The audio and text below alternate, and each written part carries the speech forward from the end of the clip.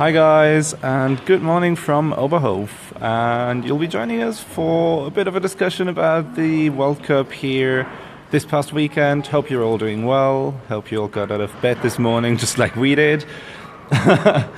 We're here pretty much in the hotel lobby, and we thought we'd give you a bit of a look around. As you can see, it's starting to get a bit busier in here. All the athletes are starting to leave, so everyone's heading off to Ruhpolding. And with me, I've got Marina, who's working for IBU, Hi guys! who's been sitting next to me throughout the entire week, and we've been getting through this week with hopefully a lot of bravo and a lot of fun as well. We hope so. We hope you like what we are doing on social media, and we hope you're following us.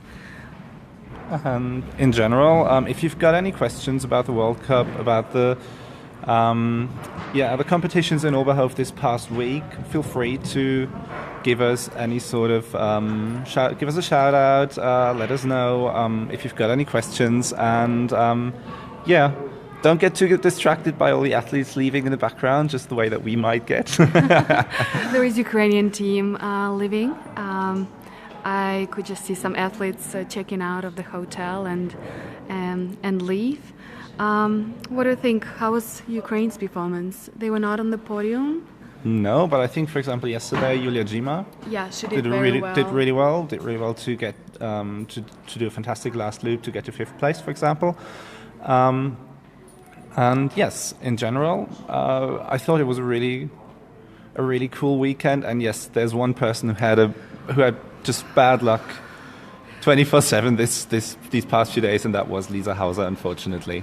Bad luck, but what a sportsmanship. Yes. I mean, giving her pole to Vanessa Hins, and then you guys probably saw a post by Vanessa Hins, thanking her and telling how great it was.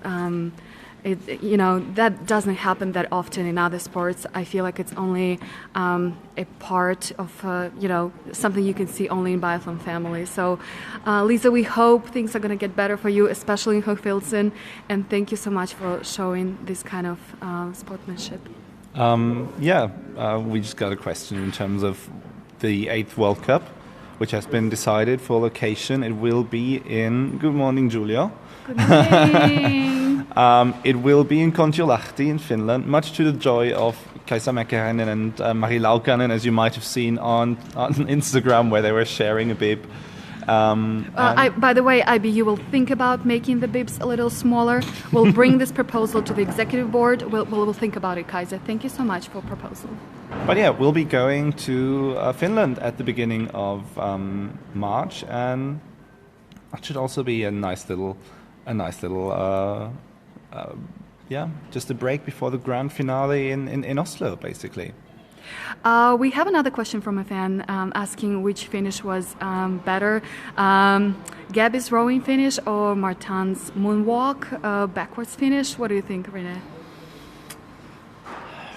I think they're both doing these kind of things occasionally. But I'd go with I think with Gabby. I'll give this one to Gabby. Yeah. I think also the fact that she was waiting on the finish line and waiting for her teammate to arrive, that was such a day for both of them. They were so happy. And that finish, of course, I don't know, she was just beautiful. Yeah, she did really, really well. Yes, I am German. Another question that we just got in between was from Julio. What did we make of Kaiser's speed on skis? Yes, she did have rockets underneath her skis, and also just the general... the course here is pretty selective, quite difficult in terms of the descents and also the uphills, like the Birksteig. I think it's just a tough course, and it really plays into her hands. It was a really good performance on the skis from her. Also on the shooting range in the first 2 days, but in the master, those four misses in the first shooting really, those made life pretty difficult for her. And but overall, I think a pretty good start also for Kaisa Mäkäräinen this weekend. In general, what did you make of when we got here on, when was it? Tuesday? Oh my gosh, my first impression of Oberhof was completely awful. The weather was just so bad on the first day, but as the competition progressed, it just got. Especially, we had a very nice day 2 days ago. It was sunny. It was beautiful on the tracks. Yeah, the Friday for the women's sprint. Yes, Yeah. yes. So it wasn't love at first sight, but I think it got better each day. We have a question from Julia. What do you make of Lara's choice to race only in the mustard?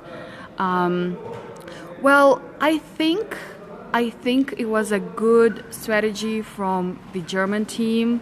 I mean, she had a couple days just to relax and sit back. And we asked her at the press conference what was it like to watch the competitions. And she said it was very nice to watch it on her couch at home because she knew all the athletes. But at the same time, she said she didn't feel that refreshed because, wow, what a competition yesterday. So what do you think, Renee?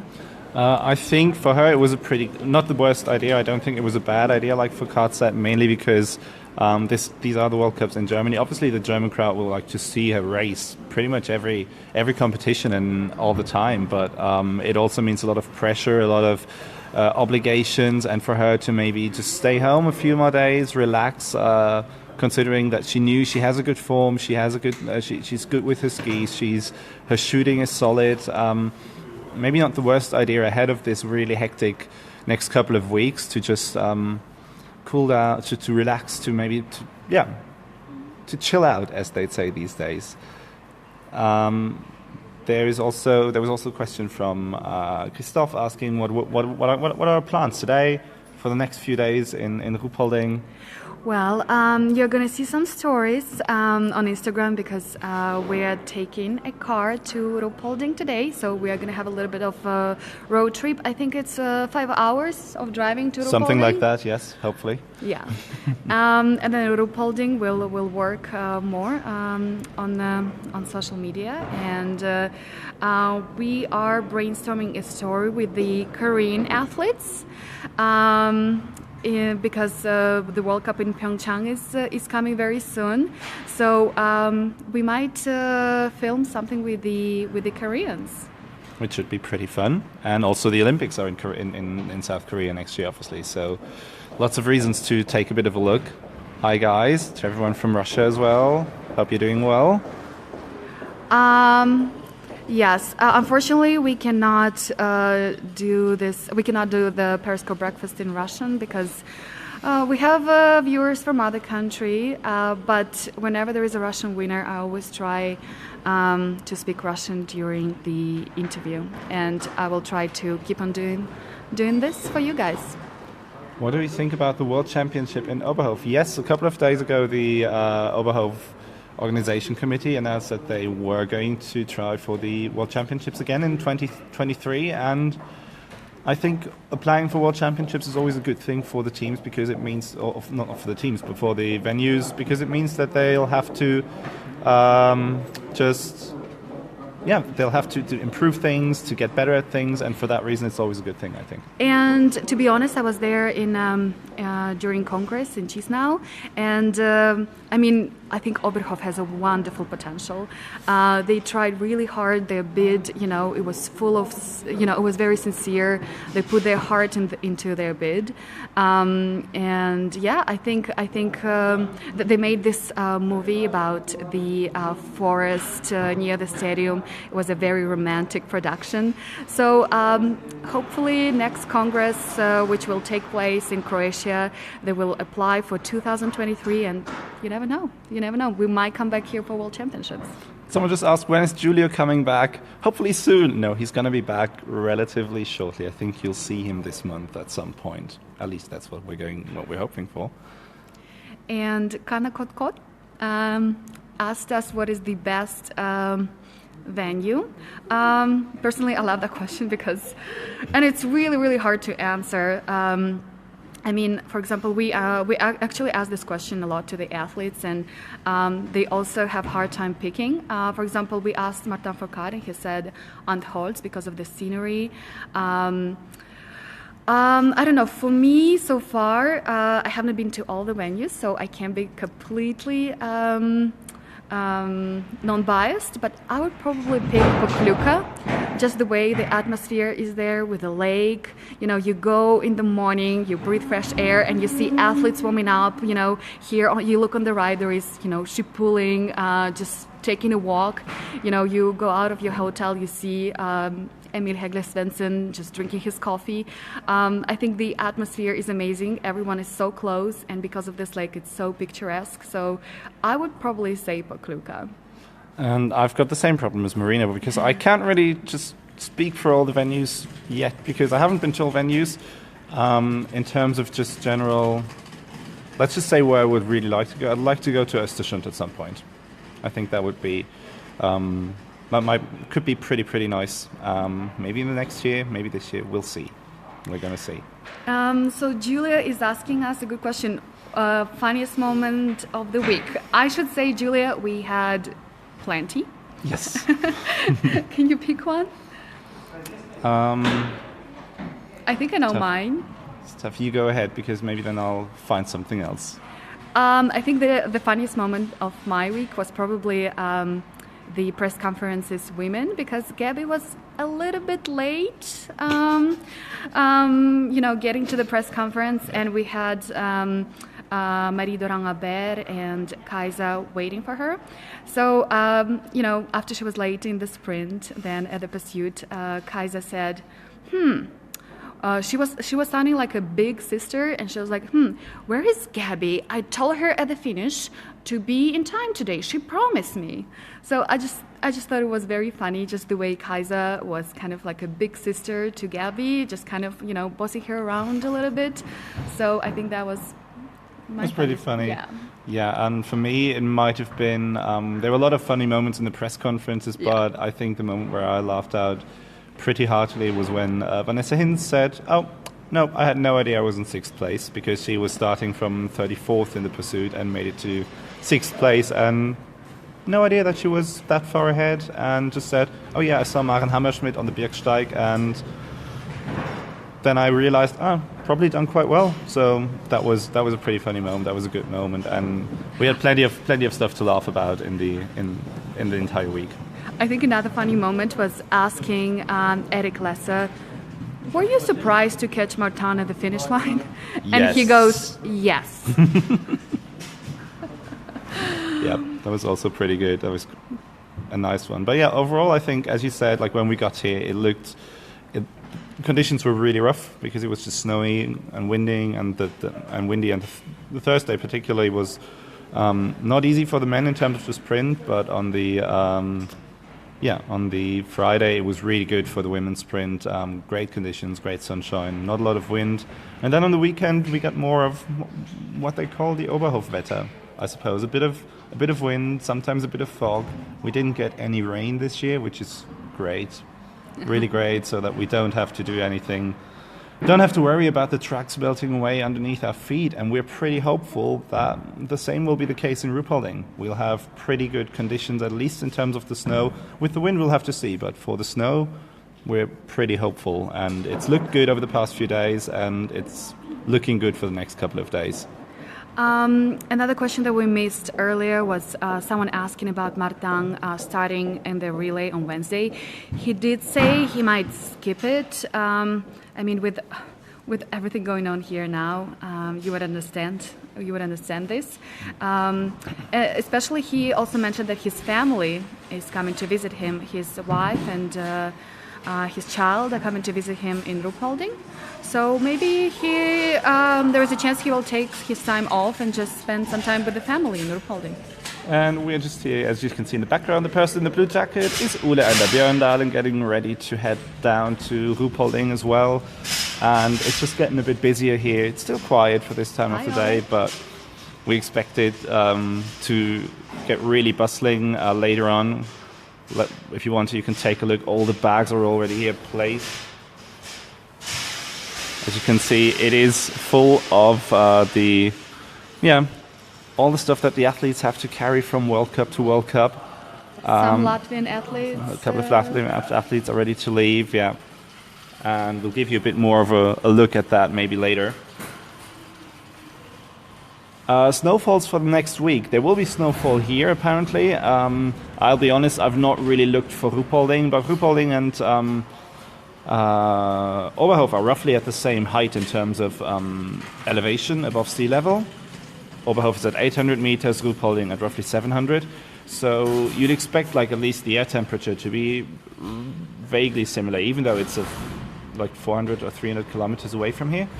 But it should be good. We're looking forward. We're hoping for great conditions. Do you want to start, Marina? So there is a question about since when we have been with biathlon. I have been with biathlon, wow, 1.5 years now. I love it working for IBU. Before this, I worked for short track. I'm actually a big fan of short track speed skating myself.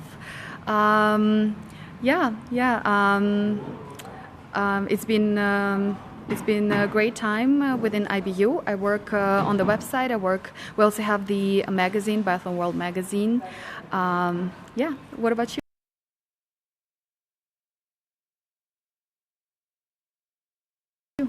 For me, this is my first World Cup because I'm taking over from Julia, who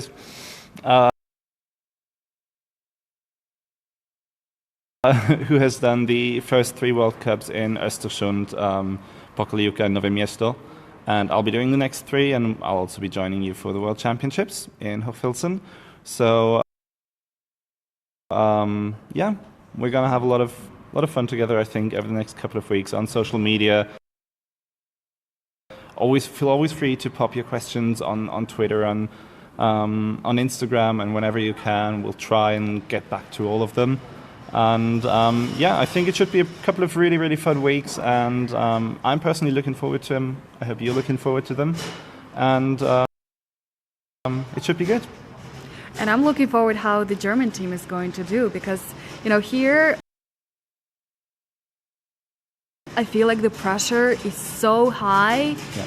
As Eric Lesser mentioned at the press conference, like each time you shoot, you just hear the crowd, breaking out. So I think for the German team, the pressure is very high in Ruhpolding. For those who didn't get to the podium, maybe have their final chance to do so. I think Laura Dahlmeier will be hungry for a win. What do you think, Rene? How's German team going? Yeah, I think it is tough, and it's also like Gabi Kukalova also mentioned that in yesterday's or in Saturday's press conference. I'm not 100% sure, but she definitely said, I think for them, for the German team here, it's tough because we have obviously asked her, she had all the pressure on her shoulders in Nowe Miesto and excelled, coming first in the mass start there, and yesterday as well, which is, by the way, my favorite competition. It's the mass start, which is something someone asked earlier. What? I love mass starts. Okay, they're my favorites. Good. So we agree on that one. And I think it's tough. It's tough when you're racing, when you're competing in front of a home crowd, and you've got such a loud and enthusiastic crowd, which can push you, but it can also really make life difficult for you if you can't adapt to it mentally, and that's a tough thing. By the way, if you have been following our stories, you probably have seen that the atmosphere here with the fans is amazing. I really admire those biathlon fans who, in such cold, just stand there outside, no matter what the weather is, just cheering for their team or, for any other team. Yep. Remember how Björn Darling was leading yesterday, and who was, I think Schemp was following him, or Schemp was following him, and Lesser, yeah. It was those 5, and along with Mata as well. I know, and people were cheering for Björn Darling as, for anybody else. It's I think it's amazing. Also the way they're so creative, coming down here in their costumes are pretty fantastic. We had a couple of great ones also in Nowe Miesto with a fantastic crowd. Obviously, a great crowd here. Although it was really cold. I've got to tell you, I always came back into the press center, and my fingers, and during the first 3 days they had to warm up again, thaw up again, because it was minus 15 degrees, and when you've got to use a smartphone in order to get stories out there, to get tweets out there, gets pretty cold if you don't have your fingertips covered. It really does. I can promise you that. Someone asked, because your voice sounded familiar. Yes, that's what I was going to say, because I actually did not go out that much because I was in the press conference making up the questions for athletes and writing the competition stories. And yes, I did the press conferences. Usually it's Pia Lange, the communications director, but he's not here now, and he will join us in Ruhpolding, and he will take over the press conferences. What are your general expectations for the rest of Ruhpolding? First of all, we've got a really quick turnover. It's just 1 day of travel, 1 day of training, and then we're off with the men's relay. Men's relay. I think I'm looking forward to relays the most. I'm just waiting to see, what team we could see on the podium. And if Martin is not starting on Wednesday, this could bring some, suspense into the race. Who do you think could be on the podium for men's relay? I think the French team's got a good shot of being on the relay, even if Martin doesn't start. Yeah. The German team, the Russian team as well. I think that those are for me and Norway, of course. Yeah. So it's like these four where I'm like, yeah, that should be the podium, and we'll see how they start. We'll see if anyone decides to opt out of the relay just because it is so many competitions in those 20 days or something like that, or 18 days in January, and to compete in, like, I don't know, nine races in that time frame is tough. That's really difficult, I think, and to take a break here and there, I think, is a smart idea. We have a question. Do you know if Johannes Bö is coming back in Ruhpolding? I will be honest with you, I do not have this information. We will try to find out, and as soon as we do, we promise we'll make a post on Twitter. We also got that question yesterday on Twitter as well, I think, about the Bö brothers in general, and we're not sure. We don't know. We'll try and find out. We'll try and get all the contact necessary and find out and let you know as soon as we know something, you'll know it first on the IBU World Cup account. Trust us on that. So for the women's pursuit, for the women's relay in Oberhof on the Thursday. In Ruhpolding. In Ruhpolding, yes. Sorry. I think the French women have such a high chance, just because we also asked Marie Doran-Habert about the success of the French women, and it seems like they're just getting stronger and stronger each race. I think maybe example of Marie is inspiring them, maybe because we also have Justine Brazet, who is also doing better and better, and Amonier, who had her first podium. I think combine them all together and you get a perfect dream team. I think German women can do very well, with Dalmayer taking a little bit of a break here. Who else do you think can be on the podium? The Ukrainians. I think the Ukrainian women have done pretty well. They showed that they're a pretty good team.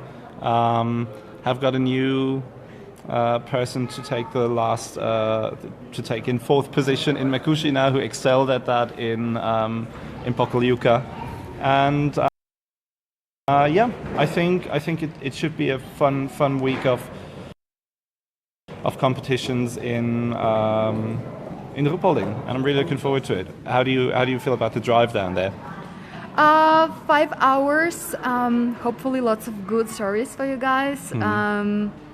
Yeah, and the conditions for drive are not the best ones. Like, the snow is just... It's a lot of snow up here. Yes, I'm not sure. It was very unusual, I think, for Oberhof to look like the winter wonderland that it did. We hope we gave you a bit of an impression. We tried to drive over from our hotel to the stadium on the first day, and my car just got stuck in the snow and on the parking space. So that was unfortunate, and it took us about 15 minutes. And then for next days, we took the shuttle, which we did record, and we've got a video of that if you want to take a look at Snowy Oberhof and have a look at that, how that went. So that was pretty fun, and it was like, generally, I have to say, in terms of just scenery and landscape, it was fantastic, because you don't get that all the time. We had lots of competitions at the beginning of the seasons where we had snow, but only on the tracks and not left and right to it. And this was a nice change, and it should stay that way, and that's pretty great. Yes, and Foucault as well said that Oberhof might not be his favorite venue. And by the way, he apologized to Lasso about that. But he also said that he's looking forward to Ruhpolding. I don't know, I think it's very hard to compare the two German venues. They're just a little bit different. The atmosphere is a little bit different, but what both of them have is the enormous amount of fans from Germany. That makes it so special. Yeah. And also what's interesting is just that there was a bit of a discussion going on also in press conferences where athletes were asked, what do you think about the two German World Cups in general, when you've got, for example, no World Cup in France and no World Cup up until a couple of days ago, no World Cup in Finland. And I think that is something that is definitely worth a discussion, definitely worth talking about. As much as people say, no, Oberhof has got such a long tradition, same for obviously for Ruhpolding, well, I think it's also fair to take the other countries into account. For example, France, which has got such a big biathlon scene at the moment with Foucault, with Dorin, and just worth maybe thinking about that. And Oberhof is very famous for its for the history. We know that Oberhof opened its first museum, biathlon museum, which we'll try to catch. If we manage to go there, we would obviously send you a couple of pictures on Twitter and on Instagram, put a couple of stories up. But we're not sure we'll be able to make it because the turnaround, as we said, is pretty rough. We've got to go. We've got to travel for about 5 hours by car now, and then we got to go grab our accreditations. Maybe even I'll try and if there's any training at all today, I'll try and get a couple of impressions in of that. But it's all touch and go at the moment, and some of us haven't even started packing. I know I'm one of them. Even though I pretended I'd have packed, but I don't pack like throwing everything into one bag. Once you start doing that over a 3-week relay across World Cup stages, I think you're gonna end up in dirty laundry hell at the end of this journey. So yeah, I mean, when people ask me about working for IBU, I love doing that, but it's like, you know, and athletes are the same way. Yeah. You just travel with your bags. You basically live, you know, on the go. And I think it's really, like, it's tough for me. I can imagine it's tougher for them with all the pressure they have. So yeah, basically tonight I will go to Salzburg and I will have only one day home, and then I'll be back in Ruhpolding. Exactly, and yeah, for the athletes it's just as tough. For example, Eric Lesser and Simon Schempp had a fantastic double victory for Germany yesterday in the mass start, but there was no celebrations because they both had to head off to Ruhpolding immediately. So Eric Lesser was actually like, Simon, I'm really sorry, but I'm not going to celebrate with you.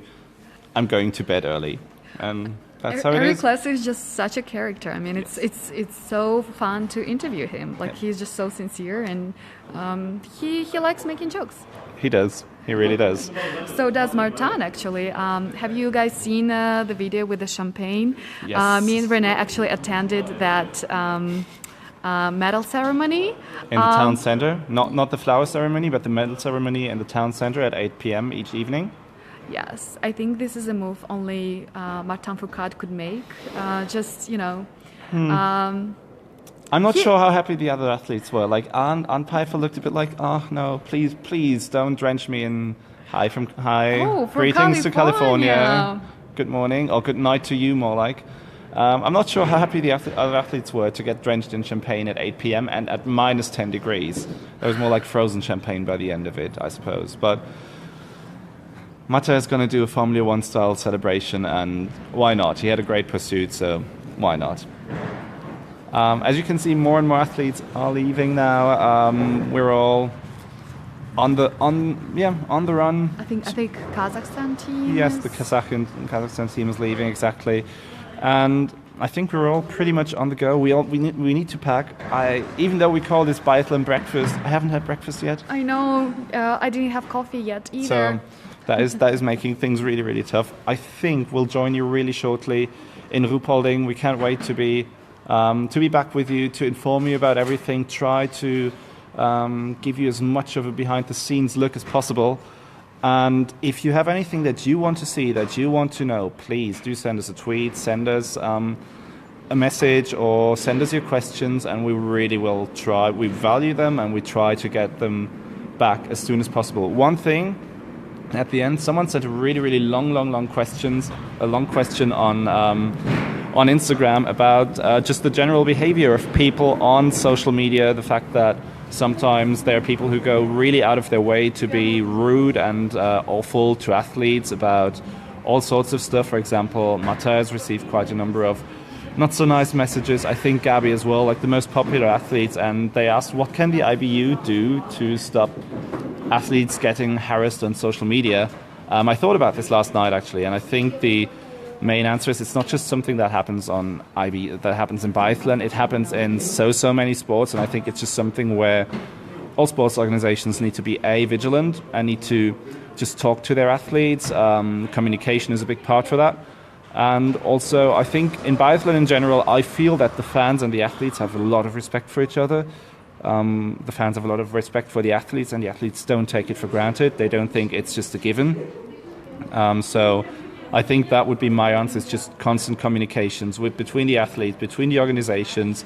And in the end, it is a bit of a biathlon family, and that's where I think just should look out for each other, even on social media. So that would be my closing sermon for this Periscope, and hope you've got a great week, and we'll see you very soon in Ruhpolding. See you very soon, guys. Bye. Bye.